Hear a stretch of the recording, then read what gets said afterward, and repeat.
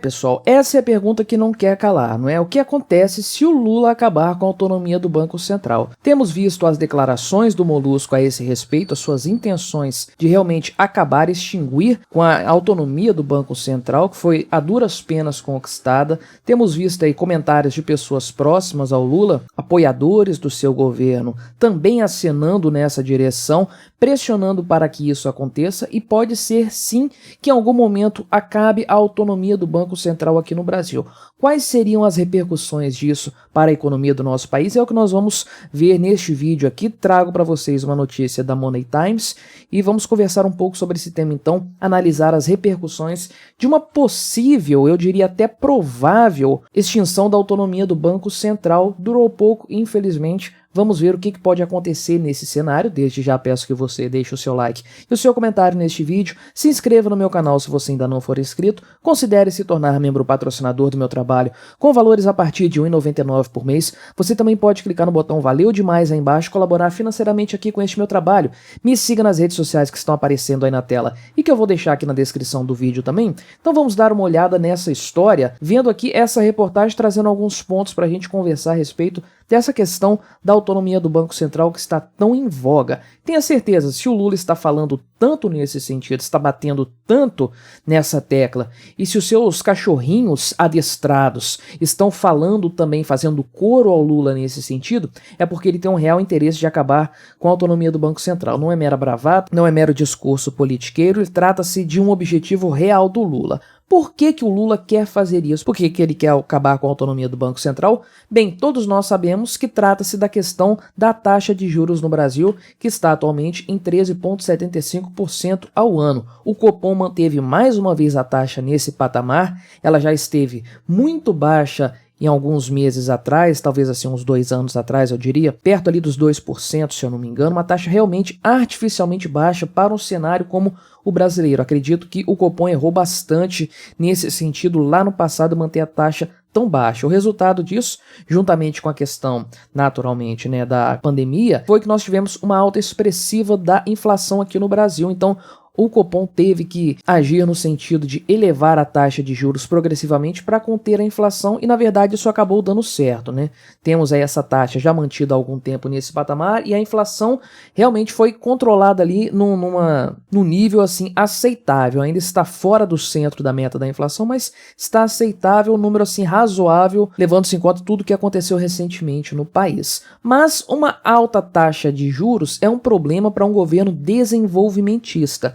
Lula pertence a uma escola econômica, se é que podemos chamar assim, que privilegia o gasto, que privilegia o endividamento como um motor da economia, tanto o endividamento público como o endividamento privado. Então, uma taxa de juros alta, por um lado, pressiona a dívida pública para cima, o governo não pode ficar brincando de emitir dívida aí para aumentar os seus gastos, porque aí ele vai ter que lidar com o serviço da dívida, né, um montante de juros aí muito alto, por causa dessa taxa básica alta também, que serve de referência inclusive para os títulos públicos, e os indivíduos, sejam aí as pessoas físicas, né, o cidadão comum e as empresas também, acabam não podendo se endividar porque a taxa de juros está muito alta e isso acaba sendo ruim para o crédito como um todo. As pessoas têm mais medo de pegar empréstimo, as empresas têm mais medo de se endividar para fazer investimentos, aumentar os seus negócios. E o que o Lula quer nesse momento é justamente aquecer a economia, porque sempre foi isso que manteve o Lula no poder,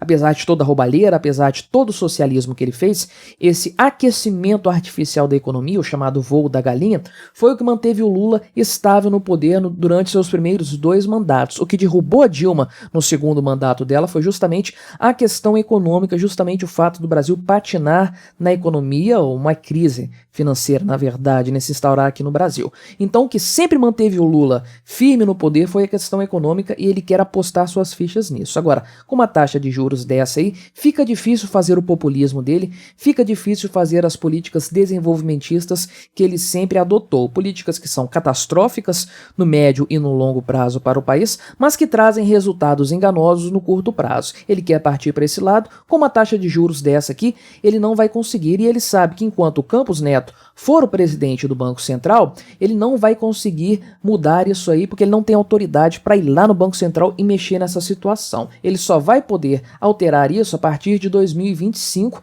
que é quando vence o mandato do Campos Neto e ele vai poder indicar outro presidente para o Banco Central, provavelmente um poste como o Fernando Haddad, ministro da Fazenda, né? Um cara totalmente subserviente às vontades do Lula. É bem provável que ele faça isso lá em 2025. Até lá, porém, ele vai ficar travado aí com as medidas do Campos Neto, que tem autonomia para tocar o barco do Banco Central como ele bem entender. Por que que isso foi feito lá no passado? Aliás, nem tão no passado, né? Desde 2021 até bem recentemente. Por que que foi feito isso? Por que que se criou essa questão da autonomia do Banco Central? Justamente para evitar que com uma troca de governo você jogasse na lata de lixo toda a política econômica do país. Porque uma política econômica estável se constrói ao longo do tempo. Se constrói com base numa série de medidas a serem tomadas com vistas no longo prazo, né? Então, se cada político que entra troca o ministro do Banco Central, muda tudo de uma vez, então isso aí acaba criando uma série de problemas. Criou-se então o mandato do presidente do Banco Central, que atravessa o mandato dos presidentes. Ele não bate certinho com o mandato presidencial.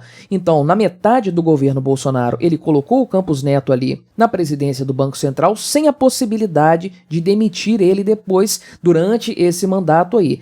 Encerrado o mandato do Campos Neto, aí sim é indicado um novo presidente ou ele é recolocado nessa função aí por mais um mandato. Então, acabou o mandato do Bolsonaro, Lula entrou no governo, Campos Neto continua por mais 2 anos aí sem poder ser removido dessa sua função. Além disso, também a diretoria do Banco Central tem um mandato assim que vai intercalando os anos do mandato presidencial. Tem diretores aqui cujo mandato começa e se encerra no primeiro ano do presidente da República, outros que são no segundo ano, outros no terceiro e outros no quarto, justamente para você ir escalonando isso aí, evitando que o Banco Central fique totalmente no controle do presidente da República. E a órgão, que um órgão estatal que não está sob o controle total, ditatorial, autoritário do senhor Luiz Inácio Lula da Silva, não é algo que o agrade. Então, ele já está batendo forte na tecla do fim da autonomia do Banco Central e os seus cachorrinhos ali também, os seus cães adestrados também estão seguindo nesse discurso. Por exemplo, o senhor Guilherme Boulos, né, que tem falado muito desse ponto no seu Twitter. Ele foi um deputado muito bem votado, diga-se de passagem, né? Então ele tá aí achando que tá com a bola cheia, né? Então ele postou o seguinte, por exemplo: Lula foi eleito presidente da República por mais de 60 milhões de brasileiros. Quem elegeu Campos Neto para presidente do Banco Central? E aí é importante ponderar aqui como esse comentário do Guilherme Boulos demonstra o quanto a esquerda gosta da democracia enquanto um agente direto, né? Democracia direta como uma forma de governar. O que a maioria decide tem que ser aplicado aí imediatamente. E na verdade a República não funciona dessa forma. A democracia é tão problemática, ela representa um risco tão grande para os indivíduos, para as minorias, que ela precisa ser limitada por regras republicanas. Então, o Cristóvão Buarque, de forma muito pertinente, perguntou se essa pergunta dele aqui também vale para os ministros do Supremo, que não são eleitos por ninguém, e o Guilherme Boulos desconversou e tudo mais, respondeu isso aqui, mas o fato é que esse tipo de cargo que existe no Estado e que não é eleito, tem a função justamente de evitar que a vontade popular se torne tirânica, se torne cruel, se torne violenta contra minorias, contra indivíduos, enfim, contra as próprias instituições. Então, esse tipo de coisa aí, a autonomia do Banco Central serve justamente para limitar o poder aí do voto popular, que pode ser uma catástrofe total. Guilherme Boulos aqui demonstra como ele prefere a democracia direta do que um sistema que possua limites, que possua freios e contrapesos, né, o que se diz geralmente aí na divisão de poderes, limitando o poder do presidente da República. Lula naturalmente também não gosta disso, então ele está desejando acabar com a autonomia do Banco Central. Conforme eu falei no início deste vídeo, eu acredito que isso vai acontecer em algum momento.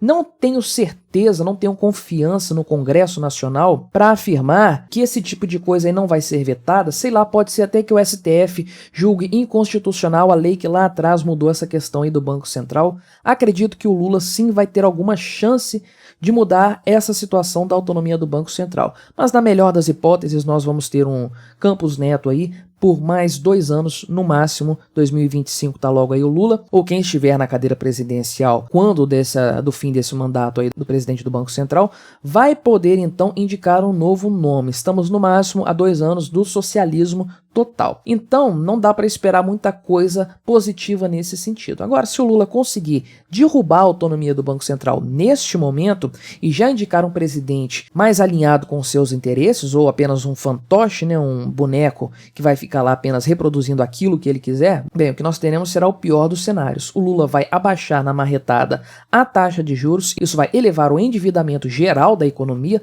tanto das famílias quanto das empresas. Nós veremos negócios aí que de outra sorte seriam inviáveis sendo realizados, o que no longo prazo vai significar uma crise financeira. A gente sabe bem como essa bolha do crédito acaba sempre estourando, criando crises terríveis. Foi o que aconteceu lá no governo da Dilma, uma crise, uma bolha inflada nos governos Lula que acabou por explodir lá no colo da Dilma, né? Então veremos esse tipo de crise sendo inflada novamente e veremos também um aumento da inflação, o que na prática resulta em um menor poder aquisitivo que vai impactar justamente as pessoas mais pobres. Um banco central independente com autonomia para tocar a sua política monetária, como tem sido feito nos últimos meses aí principalmente, representa uma melhoria na vida das pessoas, né? Essa alta taxa de juros pode estar prejudicando talvez novos negócios, pode estar sendo bom para rentistas e tudo mais, mas tem sido positiva no sentido de manter a inflação controlada, porque isso aí garante para o trabalhador, para as pessoas mais pobres, que o dinheiro deles